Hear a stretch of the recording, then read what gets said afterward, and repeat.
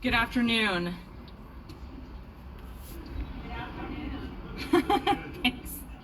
Names, that's a brand name of advocacy and Senior Policy Counsel at New America's Open Technology Institute, and I just wanted to briefly welcome you to OTI and the ACLU of DC's event, Turning the Tide on Police Surveillance, how cities are finally starting to rein in cops and the proliferation of spy tech. For almost 2 decades, state and local law enforcement departments have stocked up on invasive surveillance technology for monitoring their communities, and they've done so without the knowledge of their residents and without any meaningful oversight by their local governments. From street cameras to Stingrays, law enforcement has amassed unprecedented capabilities to track where we go, what we do, and with whom we communicate. However, we have finally reached the beginning of the end. State and local governments across the country, from Somerville, Massachusetts to Nashville, Tennessee, and all over the West Coast, have been passing ordinances that would require transparency and accountability when police acquire these surveillance technologies. These ordinances have largely been modeled after the draft bill created by the Community Control Over Police Surveillance Coalition, otherwise known as CCOPS, which the ACLU leads and of which OTI is a member. Indeed, just last week, Palo Alto, California, and San Francisco's Public Transit Authority, BART, adopted CCOPS laws, and our hope is that the District of Columbia will be next. So without further ado, I'd like to invite Chad Marlowe to the stage for a presentation on the surveillance technologies that are most commonly in use in these communities and how we can rein them in. Chad is the ACLU's Senior Advocacy and Policy Counsel. Chad, take it away. Thank you.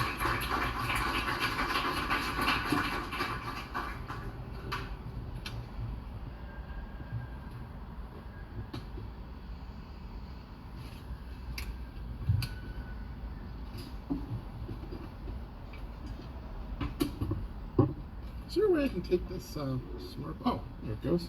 It's just very heavy. Good afternoon, everyone. My name is Chad Marlowe, and I'm an Advocacy and Policy Counsel with the ACLU, and it is extremely nice to be with all of you this afternoon as we prepare to kick off our push to bring a community control over police surveillance, or CCOPS, effort to our nation's capital. I'm going to focus my comments this afternoon on 2 things. First of all, I'm going to talk about some of the types of surveillance technologies that are being commonly used by police departments in 2018. And then I'm also going to touch upon some of the key foundations of the nationwide CCOPS effort. Now, at the outset, let me just say that surveillance technologies may have positive benefits. I am not here to argue otherwise.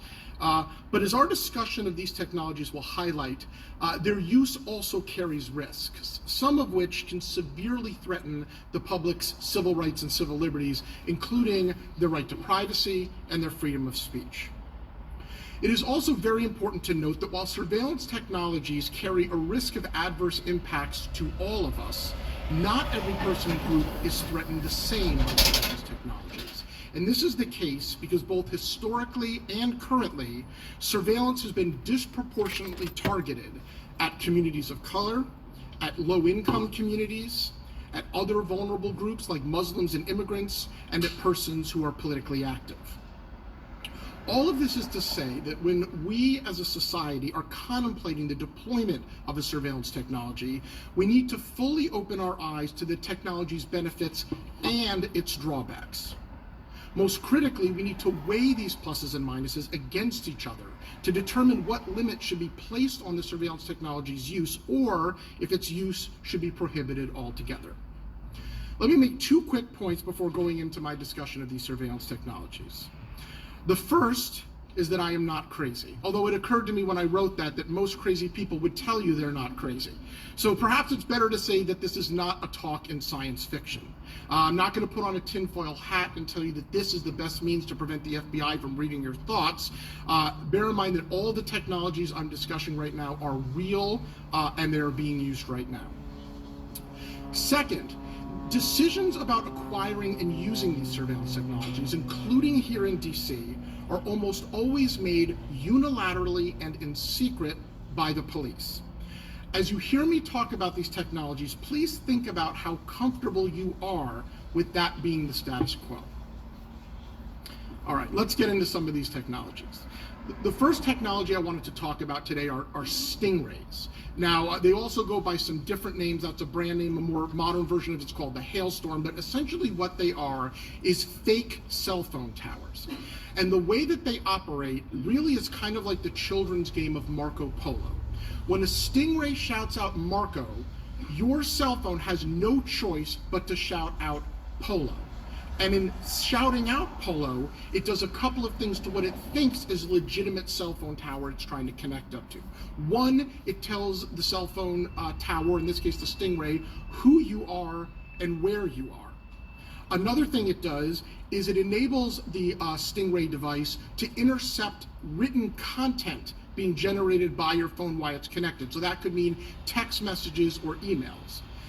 There is also the capability, although we don't know in this case whether this is actually being used right now, of using this connection to implant spyware on your phone. And so that would enable whoever is tracking you using the Stingray to continue to track you, or potentially to continue to intercept your messages once you have moved out of the location of the Stingray device. So obviously you can see how the use of a Stingray has pretty strong privacy and free speech implications. Another thing to bear in mind with Stingrays is they are a consummate mass surveillance device. They cannot be targeted. So if the police are using a Stingray because they want to try to identify the location of a particular phone, they cannot train the Stingray on a particular phone. What a Stingray does is it sweeps up every cell phone within its radius. That can be dozens, hundreds, or even thousands of cell phones, depending on where it's being used. Now, the problem with this, it's probably the easiest to illustrate using an example of, let's say, a Black Lives Matter leader. And I choose Black Lives Matter very consciously because I think they are probably the largest, most inappropriately surveilled group in the country, certainly in the last 5 years. So imagine you have a police force who is interested in identifying the location of a Black Lives Matter leader. They have that person's cell phone, and so they activate a Stingray, and they identify that that person is within the location, but they also, of course, identify every other person that's within that location. If they do that on that leader, say, a dozen times, that gives them the ability to figure out not only where that leader has been, but everyone else who's coming up regularly in the same area as that person. And now you have generated a list of contacts and associates and perhaps other leaders of the movement. So it's in that sort of way that the mass surveillance capabilities of the Stingray can be also problematic for the right of association. The next technology I want to talk about are called automatic license plate readers. We often abbreviate it just as ALPRs. They essentially are fairly easy. They're cameras that have the capability of photographing a license plate and then digitizing its number and state so it can be run against databases. These can either be planted on the ground at select locations, or they can actually be mobile. You may have actually seen them. They're kind of oblong looking black things like this on the back of a police car where they're commonly deployed. Now, ALPRs can have good uses. And again, this is a case with some surveillance technologies I'm going to talk about.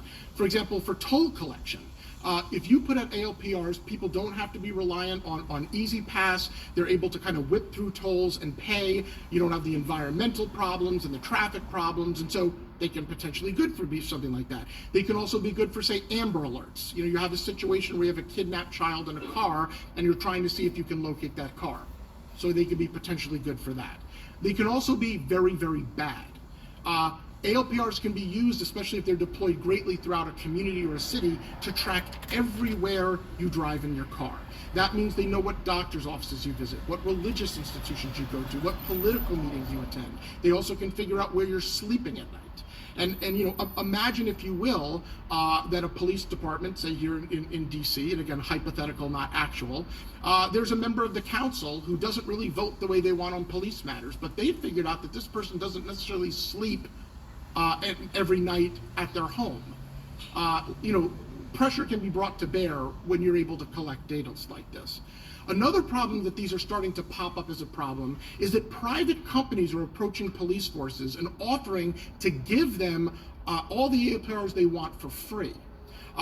What they get in return is access to the data, and what they use it, and Vigilant is a company that does this. I think they first tried to roll it out in Austin, didn't get much of a reception there, but they say, send us the data, and we're going to find people who have outstanding fines and fees that they've not paid. And let's be very clear, these are almost always poor people who have not paid their fines and fees. They then alert the police car, who pulls them over and says, you either pay your fine or fee right now with a debit card or I'm taking you to jail. And by the way, there's a $30 processing fee that gets tacked on that goes to this private company who provided the readers, and that's how they make the money off of it.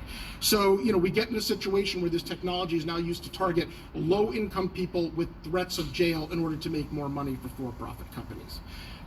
There are other risks of using ALPRs.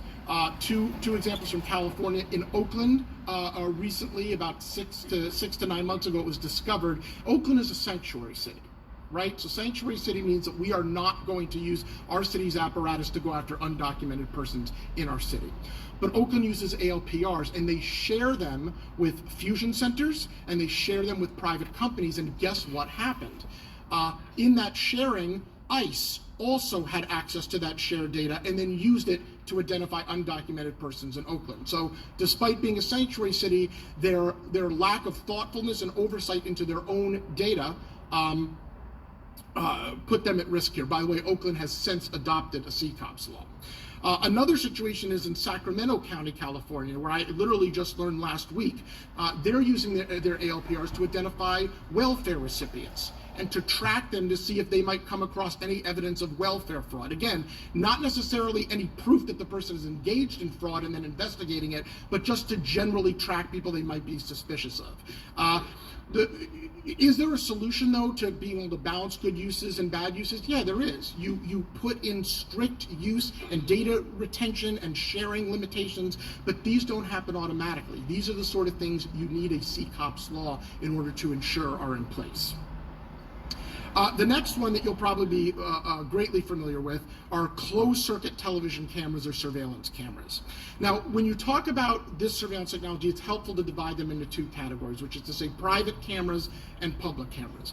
Private cameras, generally speaking, do not present much of a privacy risk. And the reason for that is because they are controlled by an individual entity who's using them, be it your corner bodega or your bank with an ATM. And so that information rests in the control of a private entity. And although the police can get it if they're doing an investigation, there's a process by which they would have to request it or get a warrant. And so access to it is individualized and slow.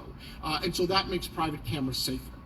But giant linked networks of cameras can present a real risk to privacy and other rights. And this is so whether or not that network is owned by a government or whether it's simply accessible at will to the government. And this latter category I want to highlight because governments are more and more seeking the permission of private surveillance camera owners to be able to access what they're doing. And they're actually doing a little bit of a weird carrot and a stick thing. And I want to highlight what's happening in Detroit, Michigan, where they have something called Project Greenlight. Now, what Project Greenlight is an attempt to get police permission to have full-time and real-time access to private surveillance cameras, and they're starting with gas stations. The weird thing is what they are offering the gas stations in return for access is more frequent police patrols of their property and kind of tier 1 access to police officials to discuss their concerns about public safety. Now, you would think this would be something that would be extended to all residents of Detroit, not just to those people who are willing to share surveillance technology with the police, but this is Project Greenlight in Detroit. It was most certainly not approved by any elected officials in advance of being rolled out. The next technology, and this often scares the bejesus out of people for good reason, are surveillance light bulbs. Now, what are surveillance light bulbs? They're essentially energy-efficient LED light bulbs with built-in cameras and microphones. They have a wonderful sales pitch, right? They get to go to the city and they get to say, hey, you're using those really inefficient, bad environmental, break all the time, incandescent light bulbs in your street lamps. Wouldn't it be great if you replace them with these energy-efficient LEDs? Save money, save the environment. Oh, and by the way, did we mention that they have built-in cameras and microphones? You can either pay a little bit more for the ability to add them later when you want, or a little bit more than that to have them in now. Wouldn't that be great? So imagine, if you will, if this had to be part of a public conversation, right? And instead of a city saying, hey, we're going to be installing energy efficient light bulbs that just so happen to have surveillance capabilities, if they had to say to you instead, guess what we're going to do? We're installing surveillance devices in every street light in the entire city, because guess what? They're also light bulbs. You'd get a very different reaction. And I want the people here from Washington, D.C. and from any other city to imagine what your city would look like if every street light was transferred into a surveillance device with a camera and a microphone. That really feels like Big Brother at its core. And again, not hypothetical. We don't know everywhere these light bulbs have been purchased. I know for a fact they've been purchased by Providence, Rhode Island. I know for a fact that they are active at Newark Liberty International Airport in New Jersey. So again, this is not hypothetical. Next category, and it's kind of a bucket, is biometric technologies. So this is your facial recognition, gait recognition, voice recognition, iris recognition. With this technology, the police and the government no longer need your ID or your fingerprint to be able to identify who you are. They can use other characteristics that are very difficult to conceal. If you will imagine adding facial recognition to surveillance cameras or surveillance light bulbs, and now you have the government and the police with the Orwellian ability to track everyone as they move about in public. In addition to massive privacy concerns, there are also substantial civil rights concerns around facial recognition technology, because the technology is not good at identifying the faces of persons of color. What this means is you tend to get a lot of false positives, which then will produce an increase in the danger of police interactions. And I think we are all acutely aware of the danger that comes from interactions between the police and persons of color in every city in this country. And we certainly don't want to do anything that creates false and an increased number of interactions. As a matter of fact, a recent test on facial recognition software that was done by the ACLU actually found quite a number of members of the Congressional Black Caucus. They ran facial recognition against their faces, and they came up on criminal databases. So we have a sense of that. Now, is this something that's going to be made available rapidly? You're darn right it is. Guess who's selling it? Amazon. And they're calling it recognition with a K because they're witty like that. And it's very, very cheap, and they're rolling it out to police. They bought it in Orlando, Florida, but there's since been a massive pushback against that. The next one I want to talk about is social media monitoring software. Now, this software enables the police or other government entities to scan public content on websites like Twitter, as well as Facebook or Instagram pages that have public security settings. To be honest, although we're trying to learn it, I'm not really certain the extent to which these software have the ability to penetrate private accounts. There have been some indications that they are able to at times, but again, with surveillance, they're not exactly telling us how it works and putting it right in front of us. So the question is, what are they looking for, right, if they're scanning social media? Well, let me tell you one thing they're looking for. Again, I kind of tipped it off before, but in Oakland, New York City, Memphis, Tennessee, they're looking for Black Lives Matter. They're searching for the hashtag Black Lives Matter, anyone talking about it, talking about events, and asking to be pinged when anyone mentions that on their social media. And obviously, that's not limited to Black Lives Matter. That can be done for any political perspective or any gathering across the entire field.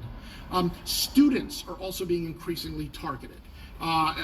With the claim of an effort to mostly, I guess, prevent mass shootings, I guess in lieu of other more direct and obvious approaches that would be less violative of First and Fourth Amendment rights, but there it is. And so what happens here? What happens to political activists? What happens to students when the most important free speech platform of the 21st century is being threatened because people are monitoring it all the time? The answer is they know there's no privacy guarantees on there, and so they stop using it. And when they stop using it, we're really kind of clamping down on their free speech. The last one that I just wanted to mention today, because I referred to it earlier, are fusion centers. Fusion centers are essentially places where state and local government, police, and law enforcement entities flood in all their surveillance data so they can share it amongst themselves and amongst other agencies. Obviously, police data sharing is important, but when it's done in secret and no one can comment upon what restrictions are or not in place and whether or not the sharing is consistent with existing public policies, you can run into a lot of trouble. They did in Oakland, and I'm sure that in any other place, Oakland is not kind of an exception in and of itself. So, these technologies, again, I'm afraid are just the tip of the iceberg. There are other ones that I do not have time to go in today, but I wanted to just ping them for you because you should be concerned about them and research them on your own if you will. Predictive policing software, police body cameras, drones, gunshot detection technologies like ShotSpotter, X-ray vans, through-the-wall sensor technology. Yes, that's a thing. So again, it's a large field.